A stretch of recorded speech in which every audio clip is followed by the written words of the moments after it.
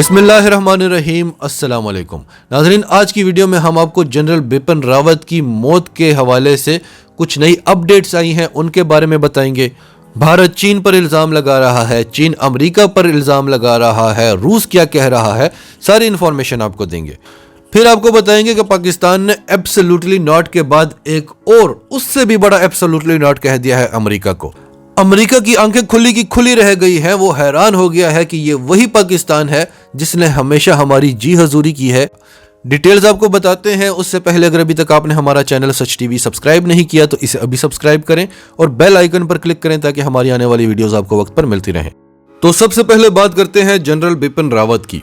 भारतीय मीडिया इस वक्त जनरल बिपिन रावत के कोट्स बता रहा है, जो उसने पाकिस्तान मुखालिफ बयानात दिए थे, जो उसने चीन मुखालिफ बयानात दिए थे कि वो कितना बहादुर था। उसने पाकिस्तान को ये कह दिया था, उसने चीन को ये कह दिया था, लेकिन पाकिस्तान की सिविल और मिलिट्री क़यादत ने इस वाक़ये पर शदीद अफसोस का इजहार किया है। तो नाजरीन, हमने आपको पिछली वीडियो में ये बात तो समझा दी थी कि ये हादसा नहीं था, ये हेलीकॉप्टर क्रैश नहीं हुआ, जनरल बिपिन रावत को मारा गया है। वो मरे नहीं हैं, उनको मारा गया है और उसकी क्या वजूहात हो सकती हैं, वो सारी वजूहात हमने आपके सामने रख दी थी। क्योंकि रूसी कंपनी जिसने ये हेलीकॉप्टर बनाया है, रूसो वार एक्सपोर्ट, वो कहते हैं extremely reliable for high altitude for all weather conditions.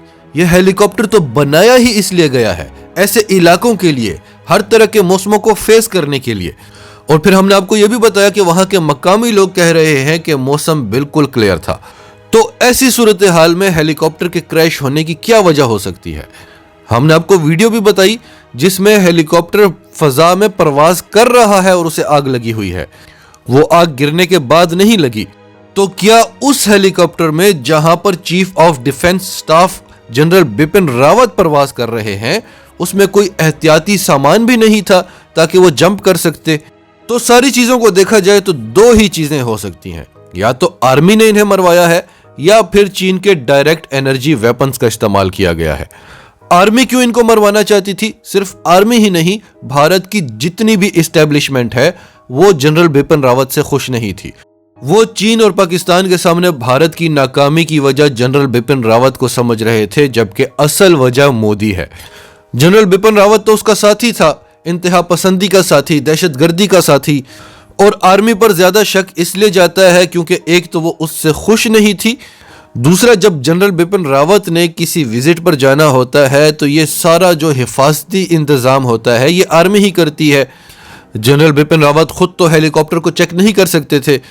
तो इस सिलसिले में इतलात ये मिली है कि टेक्निकल टीम के हेड को गिरफ्तार किया हुआ है और उससे जांच पड़ताल की जा रही है, लेकिन यह खबर अभी तक लीक नहीं हुई। ज्यादातर लोगों का शक इस वक्त चीन पर जा रहा है। अब पहले खबर सुने फिर आपको समझाते हैं। अल जजीरा की खबर है, Taiwan top general killed in helicopter crash. जनवरी 2020 में जब चीन और ताइवान में कशीदगी इंतहाई अरूज पर पहुंची हुई थी, तो ताइवान के army chief general Shen Yi Ming बिल्कुल इसी तरह अमेरिकी हेलीकॉप्टर ब्लैक हॉक में सफर कर रहे थे और वो हेलीकॉप्टर क्रैश हो गया। और क्यों क्रैश हुआ अभी तक उसकी वजह पता नहीं चली। और ऐसी टेक्नोलॉजी जो आप पर हमला भी कर दे और वो हमला आपको नजर भी ना आए, वो आपको क्रैश कर दे या वो आपके तैयारों को डेड कर दे, ये टेक्नोलॉजी भी सिर्फ चीन के पास ही है। 27 फरवरी को जब अभिनंदन का तैयारा गिरा था तो सबसे पहले उसका कम्युनिकेशन सिस्टम जैम किया गया था। ये अभिनंदन का कहना था कि मेरा पीछे राब्ता मुनक़ता हो गया था। और आज भी इंडियन एयरफोर्स ने यही कहा कि हमें तो पता ही नहीं था कि वो हेलीकॉप्टर कहां गया, क्योंकि हमारा उनसे राब्ता मुनक़ता हो गया था, कम्युनिकेशन सिस्टम जैम हो गया था। तो इस वक्त भारतीय तज्जिया निगारों का सबसे ज्यादा शक जो है वो चीन पर जा रहा है। भारत के एक बहुत बड़े राइटर हैं ब्रह्मा चेलेने, इनका कहना है कि general Rawat's death has an eerie parallel with the helicopter crash in early 2020 that killed Taiwan's chief of general staff general Shen Yi Ming and 7 others, including 2 major generals.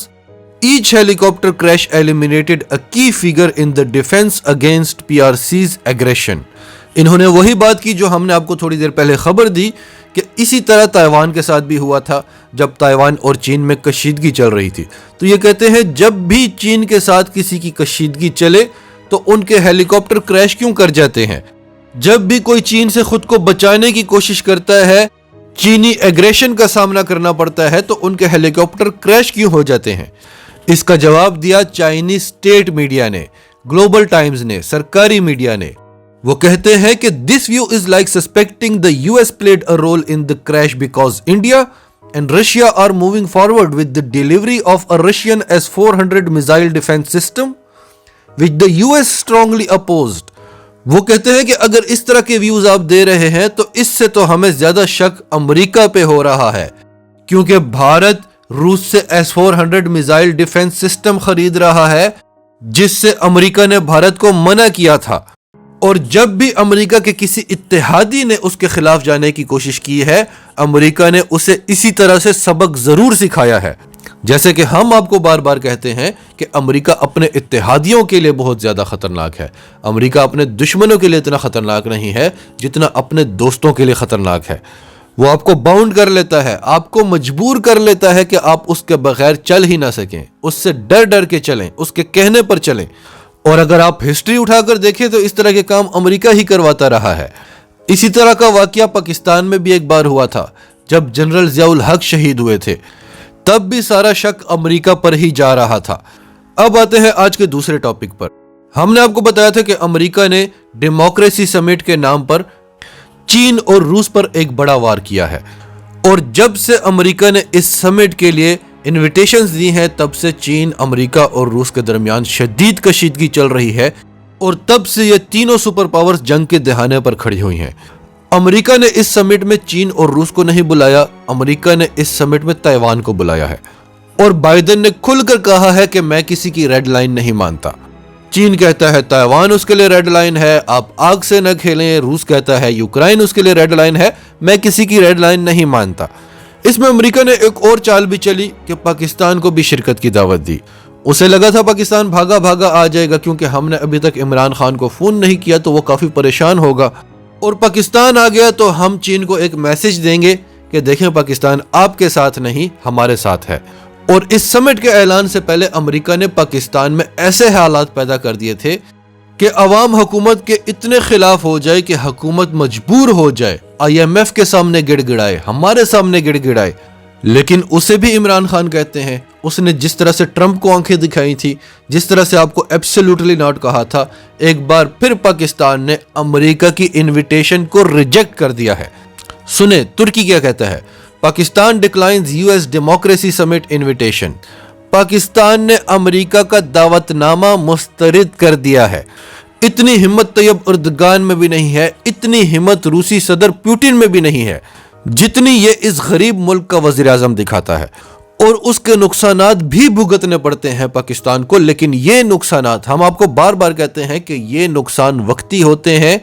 वो जो अमेरिका की दोस्ती है, जो उसको मान के चलना है, वो बड़ा नुकसान है। उसमें आप एब्सोल्युटली नॉट नहीं कह सकते। उसके मुताबिक आपने अमेरिका को अभी अड्डे दिए होते, और अमेरिका आपको FATF के जरिए पाबंदियां लगाकर IMF के जरिए जो नुकसान देने की कोशिश कर रहा है, अगर आप अड्डे दे देते तो वो बड़ा नुकसान होता। और हम कहां अमेरिका को ना कह सकते थे। जो बाइडेन से यही बात तो बर्दाश्त नहीं हो रही, वो इमरान खान का सामना ही नहीं करना चाहता कि ये तो धज्जियां उड़ाता है, इंटरनेशनल प्लेटफॉर्म पर खड़ा होकर अमेरिका के सारे राज खोलता है, एक्सपोज करता है। हम तो पाकिस्तान को कहते थे कि ये लो $20 अरब की इमदाद और $200 अरब जंग में लगा दो। पाकिस्तान $200 अरब का नुकसान करता है और $20 अरब के लिए अमेरिका का शुक्रिया अदा करता है। क्या हम इतने बेवकूफ थे? क्या हमारे सियासतदानों को समझ नहीं आती थी, या वो अपना जाती मफाद देखते थे? 70,000 जाने हमारी जंग में कुर्बान कर दो, लेकिन दहशतगर्दी का सहरा भी अपने सर पर सजाओ। हम कहते थे जी हजूर। उस ताबेदारी में हमारी जड़ें इतनी खोखली हुई हैं कि आज तक हम अपने पांव पर खड़े नहीं हो सक रहे।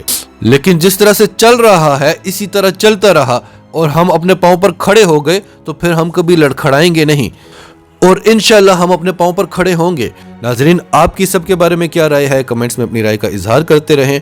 और अगर आप हमारे चैनल पर नए हैं तो अभी सच टीवी को सब्सक्राइब करें, सच टीवी फैमिली का हिस्सा बने, और हमारी वीडियोस पसंद आए तो इन्हें लाइक करें, शेयर करें, ताकि ज्यादा से ज्यादा लोगों तक ये मैसेजेस पहुंचते रहें।